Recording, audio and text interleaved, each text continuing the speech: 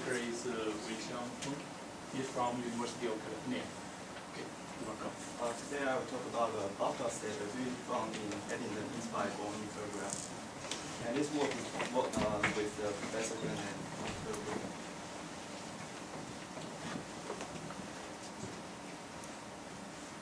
So the buffer stability found in GR is very simple. It means that for thermodynamically stable self-gradient sphere, the radius cannot be larger than the 9/4 of its mass. So this is different from rather than larger than 2m of its mass.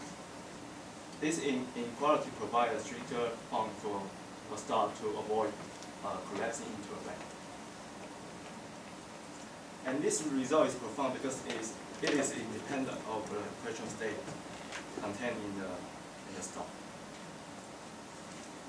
So the action with the determinantal form can be traced back to Eddington.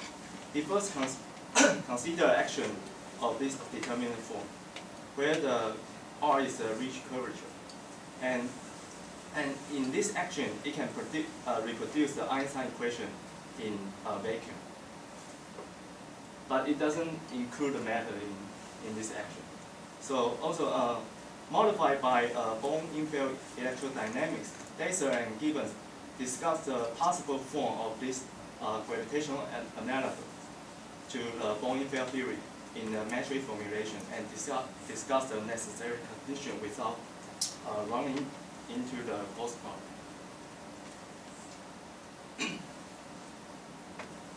So if you want to incorporate the matter into this Bohm in-field type gravity, it's always complicated. And the easier way to do this is in the Palatini formalism. And Pauli first consider this type of action and only couple the matter part to the metric. And we treat the metric tensor G and the connection independently when doing the variation. And Bernados and Ferreira have shown that in this theory it resolves the singularity problem in GR to some extent. And this model is equivalent to GR in vacuum. So after variation, after varying the action with metric and the connection independently, we can obtain these two equations. And where the tau is square root of determinant of the ratio of these two metrics, we have defined Q matrix in this way. So Q matrix is, we can regard the Q matrix as a serial matrix,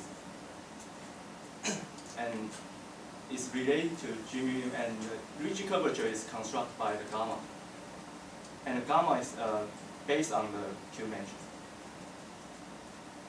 And we raise the geometric part by the Q matrix and the matter part by the G mu matrix, which we call the physical matrix.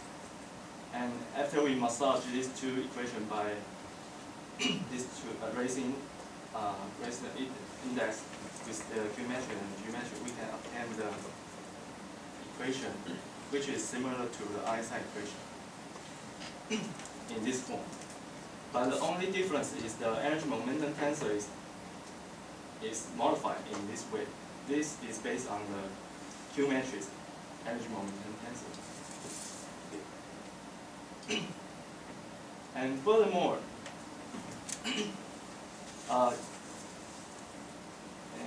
and here the tau is defined in this way. So we can further simplify this T mu nu auxiliary energy momentum tensor if we consider a perfect fluid. So we can express tau in this form, where the A is defined in this way. It's related to the energy density, and B is related to the pressure, the physical pressure. So in this way, we can see what's the auxiliary energy density and the auxiliary pressure, and in terms of the A and B. And A and B is related to the physical density and physical pressure. So as we can see that the auxiliary quantities are still potentially singular. Because you can see if the B is equals to if the pressure is approached to 1 over kappa, the B is 0. So this auxiliary quantity is still potentially singular, but with a finite, with the upper bound of the pressure. So we consider spherical symmetry matrix and static space-time. So we have two matrices at hand.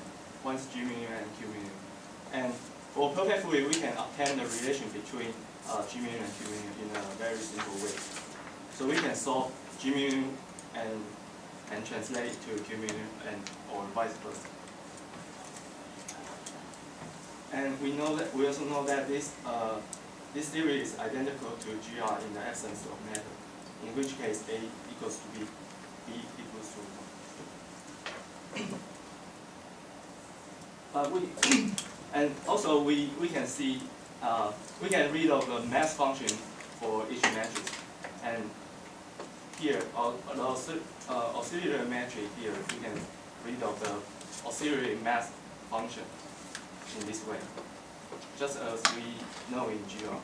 And we can obtain the physical mass appearing in the G mu. And we can see the relation between these two mass functions.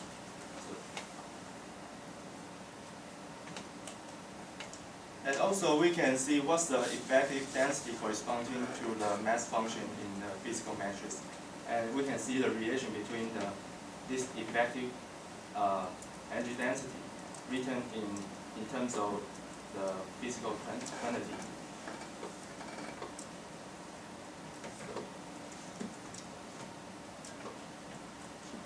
So the basic assumption when proving the Bottle stability bound in GR is the monotonicity of the energy density. So we want to know, is there a similar bound in EIBI?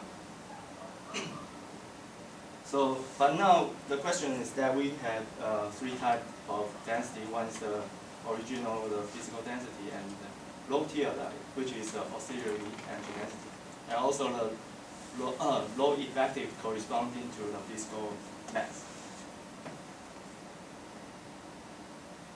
And we provide analysis because we want to know if the monotonicity decreasing of the rho is enough to imply each other. But we provide a detailed analysis in our paper, so maybe I will skip the detailed analysis here because of time limitation. So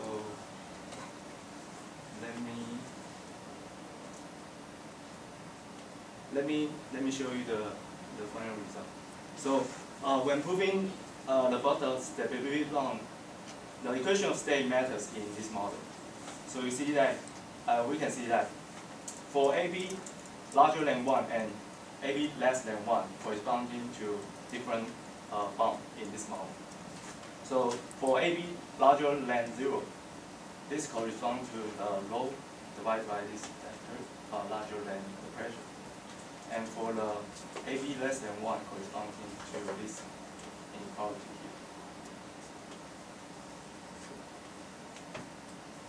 And for normal matter, we will expect A times B larger than 1 in satisfy the left-hand side. So I just provide for the first case here. We can prove that this bound is larger than, because the G is larger than 1, because here the integral AB is larger than 1. So we expect the G is larger than 1. So this radius of the radius of star is larger than the bound in GR.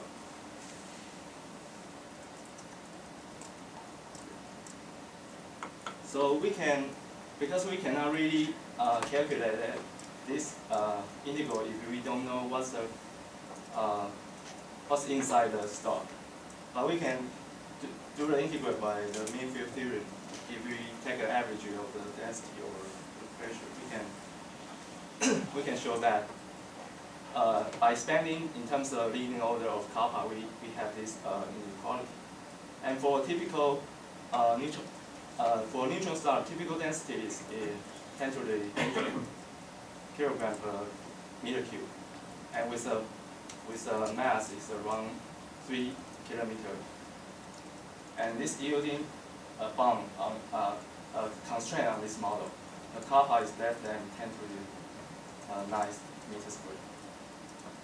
And for AB smaller than 1, the proof goes similarly, but with a different condition we consider. So we have shown in the paper that this bound is the same as GR if we consider AB less than 1. So this result has intuitive explanation. This is a repulsive effect of EIBR. So let me just show you a picture. The blue region corresponds to the AB larger than 1 case, and the purple region corresponds to AB less than 1. So in the normal case, we see apparently the pressure is less than the real, the density is less than the real density, but the pressure is slightly larger in this case. And we can see the repulsive effect switches on and off or off. There's a borderline between these two regions, which correspond to A times E equals to 1. And also we will know later, this corresponds to an exotic equation state in this model. So the singularity avoidance or feature of this model is that